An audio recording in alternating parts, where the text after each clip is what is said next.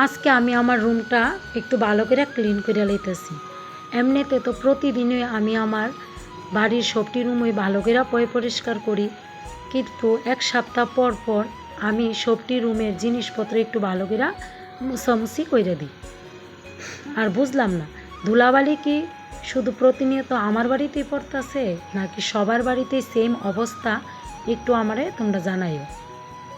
আর এদিকে আমার একটা পার্সেল আয়া পড়ছে। আমি কিছুদিন আগে মিশো থেকে একটা বেডশিট অর্ডার করছিলাম।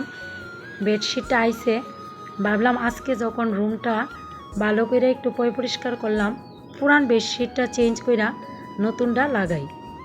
আর এই বেডশিটটার সঙ্গে আছে 2টা বালিশের কভার আর 2টা কুশন। বেডশিটটা তো আমার কাছে খুবই ভালো লাগছে, তোমার কাছে কেমন লাগছে একটু জানাইও। So hello everyone, Radhe Radhe সবাইকে। আমি ত্রিপুরা থেকে বুলটি, আর আমার অন্য একটি নতুন ব্লগে তোমরা সবাই স্বাগতম জানাই। আর এদিকে আমার পুরা রুম গোছানো একদম ভালোভাবে হয়ে গেছে গা।